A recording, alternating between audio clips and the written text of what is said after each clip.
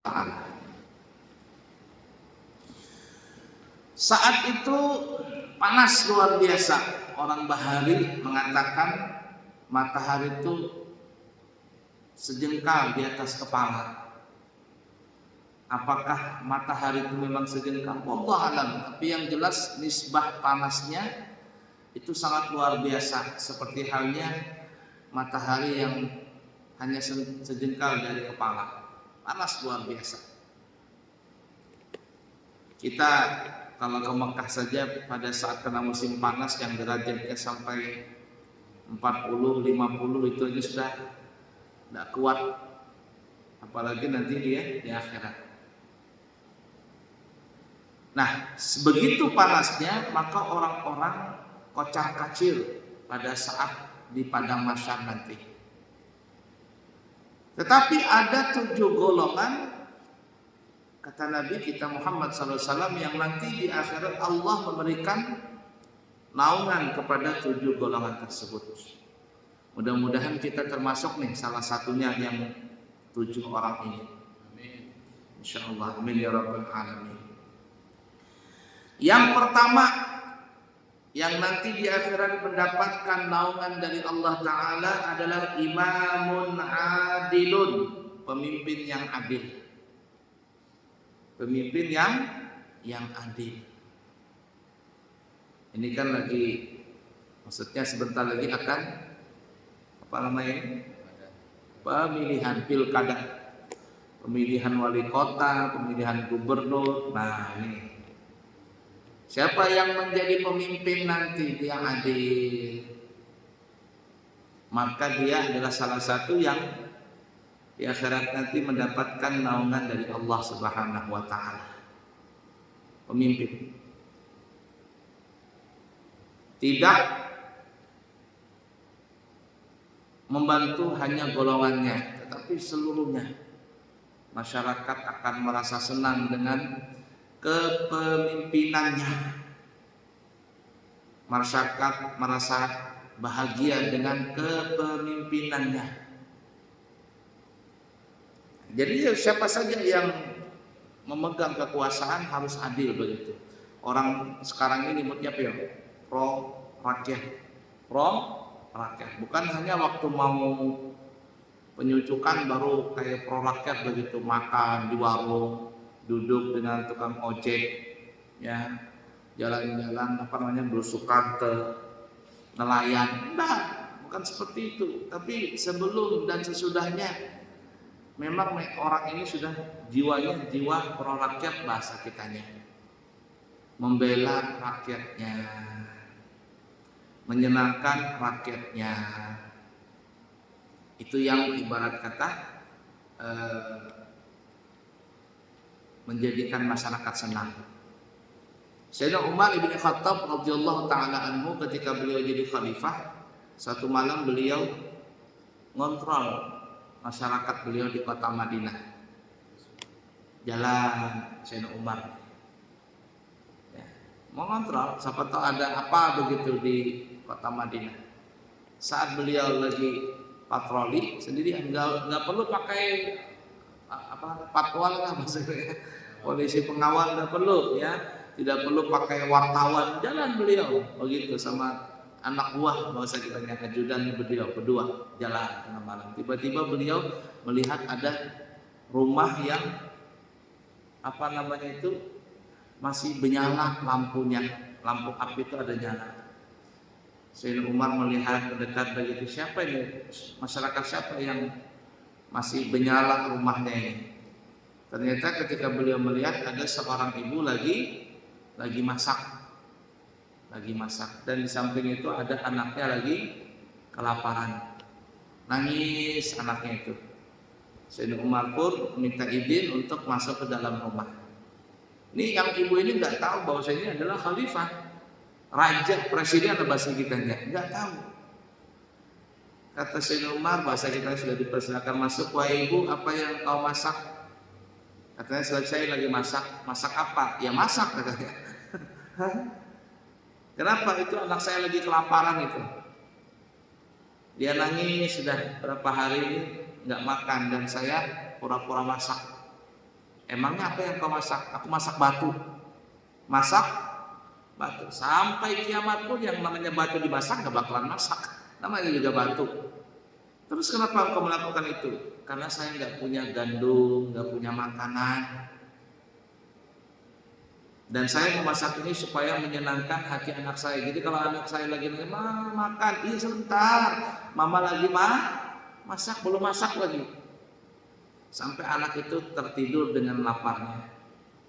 Sayyidina Umar pun meneteskan air mata begitu melihat rakyatnya seperti ini. Sambil si ibu ini nyeletah itu Umar itu artinya khalifah itu enak-enakan aja dia.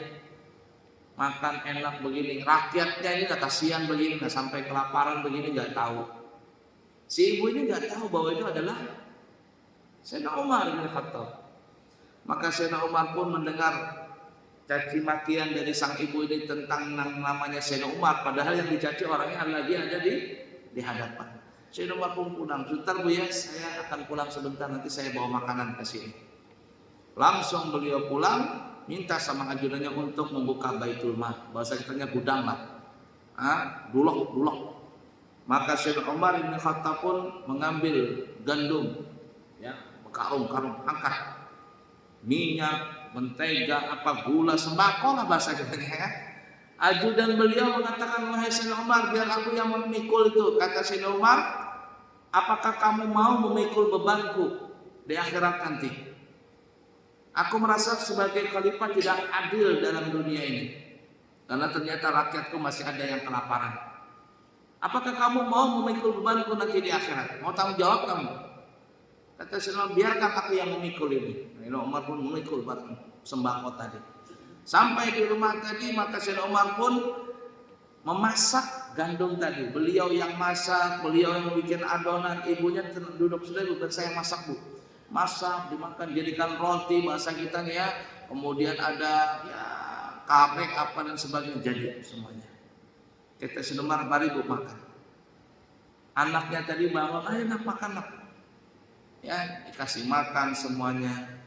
Ibu ini pun nyeletah dia, ngomong lah. Katanya yang pantas jadi khalifah itu adalah engkau. Umar itu nggak pantas.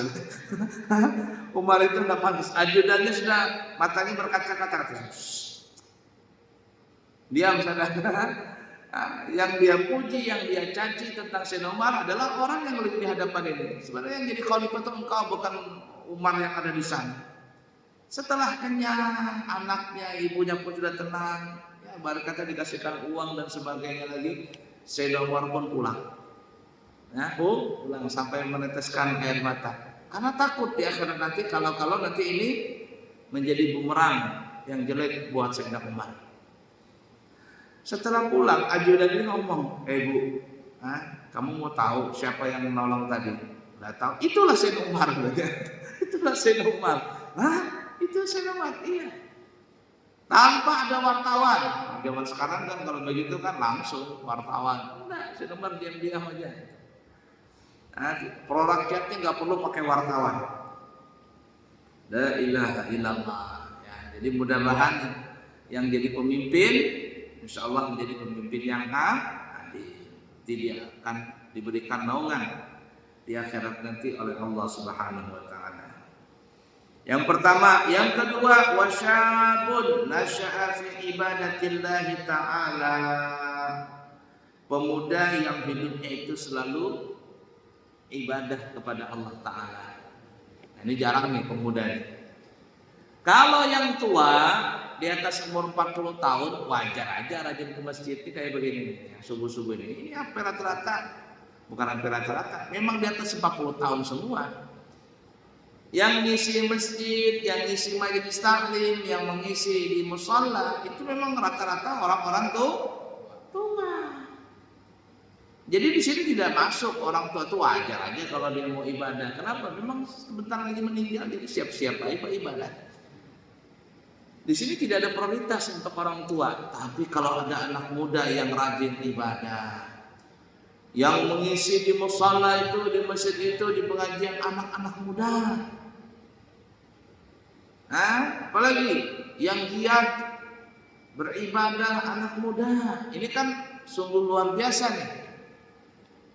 Sungguh luar biasa. Yang biasanya anak muda itu lebih senang nongkrong di apa namanya itu, kafe-kafe. Kalau tadi malam tuh ya Allah, yang namanya kafe penuh dengan anak muda. Mana ada situ yang di atas umur 40-50 tahun? Nggak ada. Anak-anak muda bergaya, pakai motor, bajunya mantep ya, keren begitu. Padahal masih minta duit sama mama bapaknya.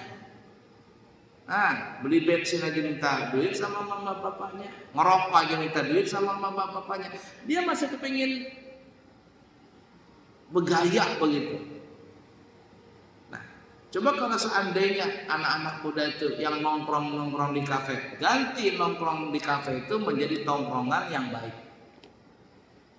Nongkrong di masjid, nongkrong di majelis taklim, nah begitu. Jadi yang kedua kata Rasulullah, yang mendapatkan naungan nanti di akhirat anak-anak muda yang mereka rajin ibadah. Yang kedua, yang ketiga, warajulun dzakarallaha khaliyan fafadat 'ainahu dam'an min khasyatillah. Yaitu seorang laki-laki, termasuk perempuan ya, yang orang tersebut berzikir kepada Allah dalam waktu yang sunyi, dalam kesendiriannya. Ketika dia berzikir, bergeraklah hatinya ingat kepada Allah sampai merasa takut kepada Allah dan tiba-tiba meneteslah air matanya. Ini orang yang bisa seperti itu, beribadah sampai dia merasa takut dengan Allah Ta'ala, lalu meneteskan air mata. Ini orang akan mendapatkan naungan di akhirat nanti. Dengan air mata yang keluar dari matanya, ini jadi saksi dapat naungan di akhirat.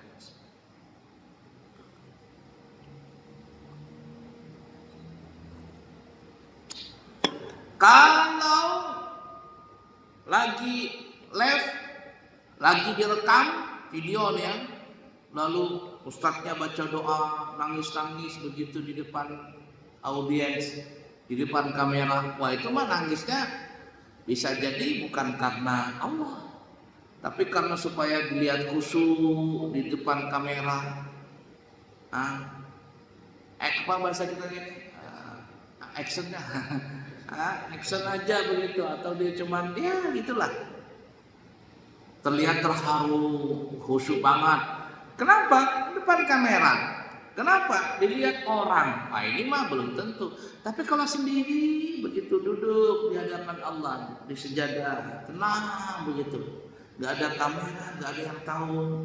Ingat dosa yang pernah dilakukan. Ingat umur yang telah disia-siakan. Kira-kira nanti di akhirat surga atau neraka? Kira-kira nanti mati husnul khatimah atau tidak? Nangis begitu, netes air mata. Nah, air mata itu nanti akan menjadi saksi di hadapan Allah, dan dia akan membawa air tangisan tadi itu akan membawa orang yang tersebut mendapatkan naungan di akhirat nanti. Berapa sudah? 3. Yang keempat, warajulun qalbuhu mu'allaqun bil masjidi idza kharaja hatta ya'uda ilaihi. Mudah-mudahan kita kenal di sini nah. Yang keempat ini apa? Seorang laki-laki termasuk ke perempuan yang hatinya itu selalu terpaut dengan masjid. Kalau dia keluar dari masjid, maka dia berniat ingin kembali lagi ke masjid. Nah, kita di sini yang kenal ini ya, yang sudah tua-tua ini. Jadi suka di masjid, nongkrongnya di masjid, dalam masjid, i'tikaf, sholat 5 waktu. Kalau seandainya pulang ke rumah, ngapain pulang? Ya mau istirahat. Tapi nanti setelah selesai semua urusan di rumah, ya makan lah, ya minum lah dan sebagainya. Setelah itu apa ya? Kembali lagi untuk ke masjid. Niat itu selalu ke masjid. Mu'allaqun bil masjid. Hatinya itu selalu teriang-iang ingin selalu masuk ke masjid. Nah, tapi ini karena Allah Ta'ala, bukan selain dari Allah. Karena ada juga orang rajin ke masjid. Kenapa kamu rajin ke masjid? Enak di masjid itu, nanti kalau dengar ceramah ada makanannya. Kamu kenapa salat di masjid? Itu nanti setelah pulang salat Jumat ada Jumat berkah. Ini bukan karena Allah Ta'ala ini. Kamu kenapa ke masjid? Di situ di masjid ada cewek cantik katanya. Tidak seperti itu. Karena memang ingin ibadah, ingin salat, ingin dekat dengan Allah Ta'ala, hatinya selalu di masjid. Pulang sebentar, niatnya nanti kembali ke masjid. Nah, ini beruntung nih pengurus-pengurus masjid nih ya, yang mereka jadi pengurus ini bisa dapat di sini. Tapi ada juga sebagian yang niatnya itu jadi pengurus masjid itu bukan lillahi ta'ala, bukan niat memakmurkan masjid, tetapi mencari kemakmuran di masjid. Mencari kemakmuran di masjid, bukan menghidupkan masjid, tapi mencari kehidupan di masjid. Ini ada satu masjid di Balikpapan lagi heboh nih, duit kasnya itu sudah habis ibarat kata. Gaji karyawan yang tukang pembersih ini itu sudah bingung mau dari mana gajinya. Seumur-umur orang yang ngurus masjid, ketua dan wakil-wakilnya itu ketua ya, bukan yang panitia masjid ini, bukan yang kerja di masjid, itu nggak pernah digaji. Lah ketika dia jadi pengurus masjid, jadi ketua, gajinya 5 juta. Istrinya digaji juga, istrinya nggak tahu apa-apa, pernah dapat gaji 2 juta. Punya supirnya juga digaji. Sering dikit-dikit rapat, kalau sudah rapat 2 juta, 3 juta rapat. Sering rapat, tapi nggak ngerti bagaimana itu. Nah, habis duitnya. Lagi heboh tuh. Ini bukan memakmurkan masjid, tetapi mencari kemakmuran di masjid. Bahaya ini. Tidak boleh seperti itu. Bukan menghidupkan masjid, mencari kehidupan di masjid. Ada orang nggak mau ke masjid atau jarang ke masjid, tapi kalau sudah mau dekat hari raya, 3 hari 4 hari rajin ke masjid. Kenapa? Katanya nanti malam harinya bagi-bagi uang di masjid itu. Ada nggak seperti itu? Ada juga. Sebelumnya nggak pernah ke masjid, tapi sudah 3, 4, 5 hari rajin ke masjid. Kenapa? Supaya nanti dijadikan panitia kurban, dapat daging kurban. Nah, ini bukan memakmurkan masjid, tapi mencari kemakmuran di masjid. Masjid nggak mau seperti itu. Dan Allah tidak akan memberikan naungan kepada orang-orang yang niatnya bukan karena Allah Ta'ala. Nah, insya Allah kita termasuk ini ya. Dan memang hati kita harus seperti itu. Lebih senang nongkrong di masjid daripada nongkrong di kafe. Ini berlaku bagi laki-laki perempuan sama saja. Berapa tadi sudah? 4 ya. Yang kelima, wa rajulun tasaddaqa bi sadaqatin fa akhfaha falam ta'lam shimaluhu ma sana'at bi yaminihi. Yaitu seseorang yang bersedekah dengan tangan kanannya dan tangan kirinya tidak tahu. Ini majas saja, arti majas itu artinya kiasan.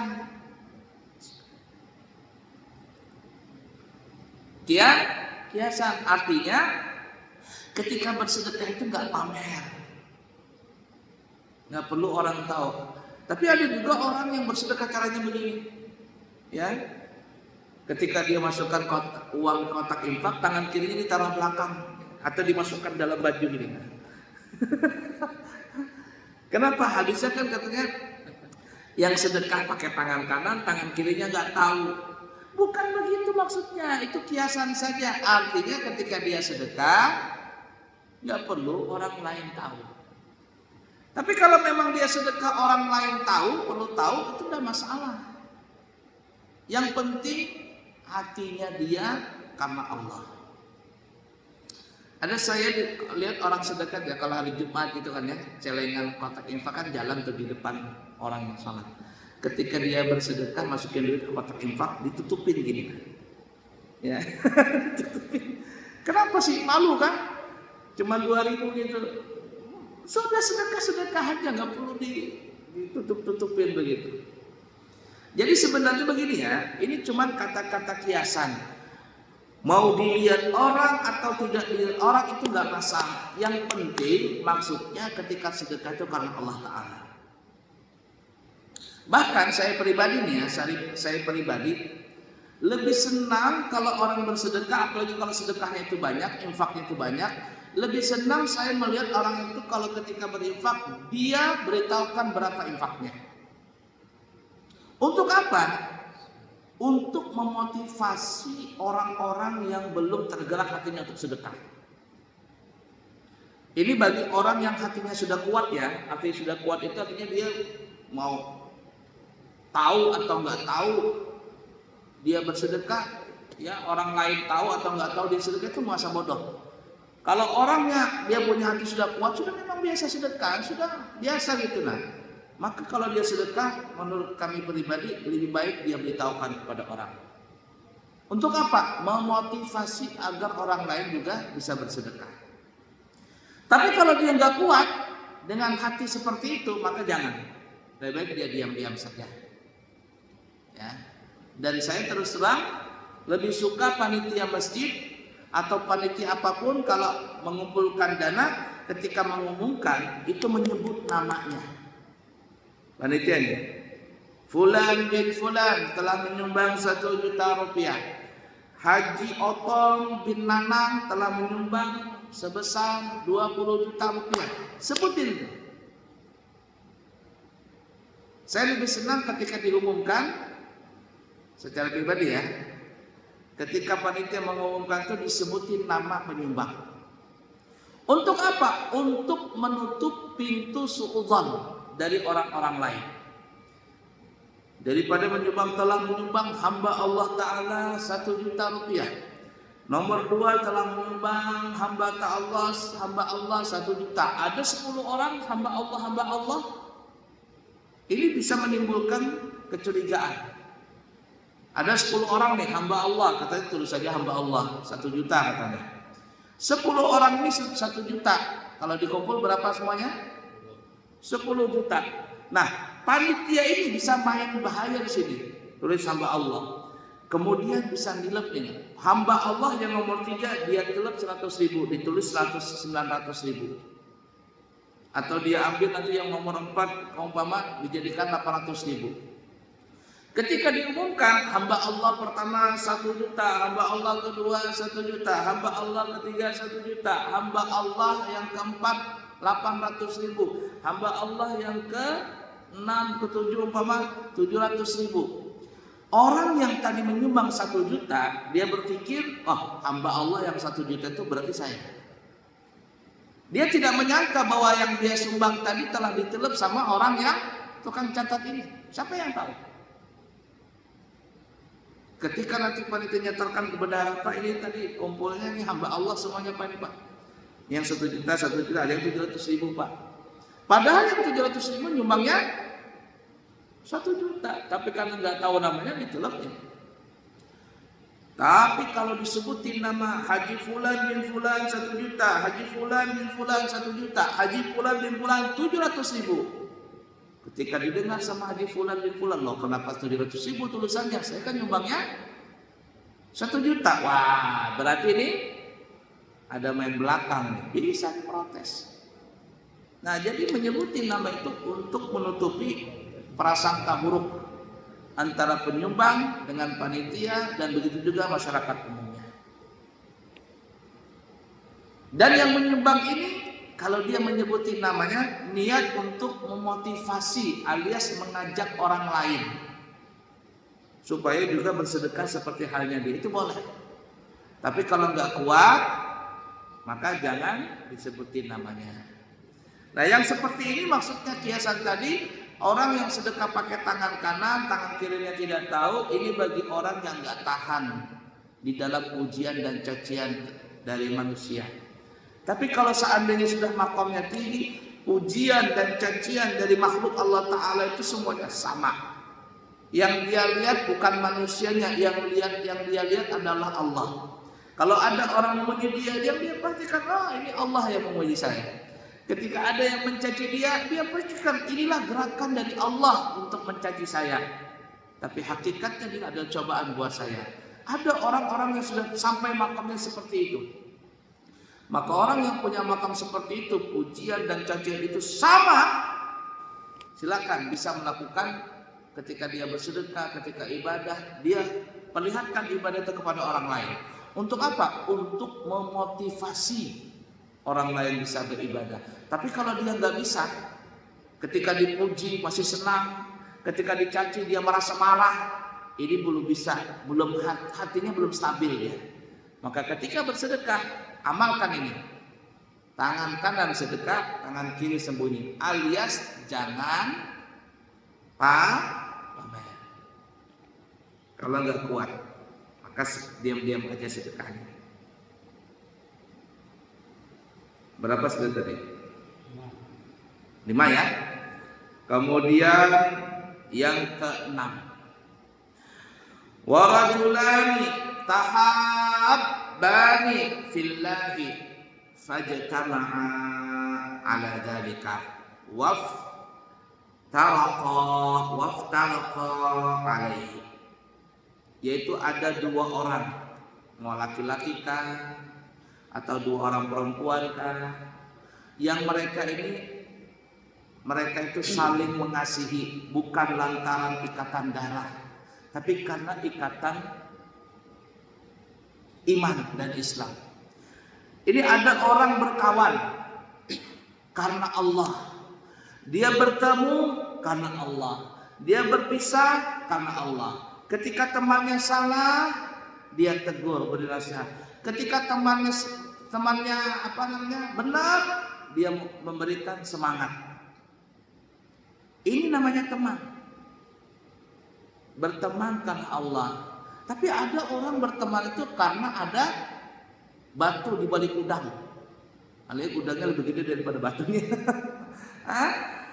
Ada orang seperti itu. Kamu ngapain? Wah itu enak tuh, duitnya banyak, kita temenin katanya. Karena temannya ini banyak duit, royal.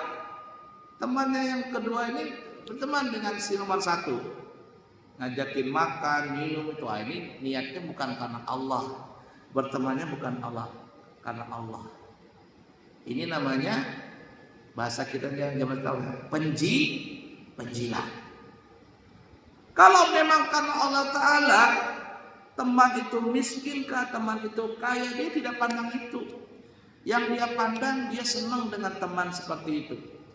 Ketika ada yang salah satunya salah, saling menasehatin. Ketika salah satunya ada yang sakit, maka saling memberikan semangat untuk bisa cepat sembuh. Ketika salah satunya mendapatkan kesusahan, yang lainnya membantu.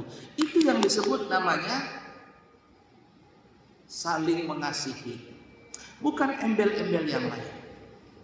Nah, jadi kalau kita punya teman, orang zaman sekarang nyebutnya apa ya? Bestie kan? Bestie kan apa namanya? Teman baik ya. Halo teman bestie ya. Bukan bestie itu bukan yang kelantong-kelantang kesana kemari begitu nongkrong. Nah, bestie yang benar-benar bestie itu apa? Yang mereka saling menasehati. Bertemu karena Allah, berpisah karena Allah. Bukan karena sering diberikan jajan, sering diajak nongkrong, sering ditraktir, bukan karena itu, tapi karena Allah Ta'ala. Orang yang saling berkasih sayang dengan sesaudaranya, maka keduanya ini akan mendapatkan naungan dari Allah Ta'ala. Yang terakhir, ini hati-hati yang terakhir ya. Wa rajulun da'athu imra'atun dzatu hamlin dzatu jamalin, dzatu jamalin ila nafsiha fa'aba wa qala inni akhafullaha ta'ala.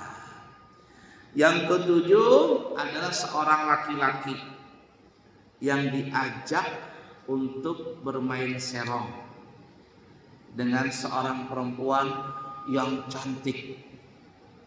Tapi si laki-laki ini menolak. Aku nggak mau, aku takut kepada Allah. Nah, ini mungkin laki-laki, mungkin kita pengalaman ya. Maksudnya mungkin di antara kita ada yang pernah mendapatkan kasus seperti ini. Ketika kita lagi muda, lagi banyak duit, itu nggak perlu pakai ilmu pelet. Cewek-cewek pada datang gitu. Ya, nawarkan diri ini itu dan sebagainya. Bahaya ini. Ada perempuan cantik, mulus, pokoknya selengkap lah begitu. Pura-pura datang kepada kita, Mas perlu teman nggak? Ini. Saat itu umpama kita tidur di hotel sendirian, nggak ada yang tahu, CCTV nggak ada. Tengah malam datang perempuan letak pintu kamar, nawarkan dirinya dia, gratis Mas katanya. Ini. Bisa nggak kita nahan sebagai laki-laki? Mohon maaf, saya tidak mau. Saya tidak minta layanan itu. Ketika dia menolak ini bukan karena takut istri. Ada yang mengatakan saya nggak mau katanya. Saya takut sama istri. Ini bukan Allah Ta'ala namanya. Saya nggak mau nanti takut ketahuan. Ini bukan karena Allah Ta'ala. Tapi saya tidak mau karena saya takut kepada Allah. Saya takut karena Allah. Bukan takut karena ada CCTV.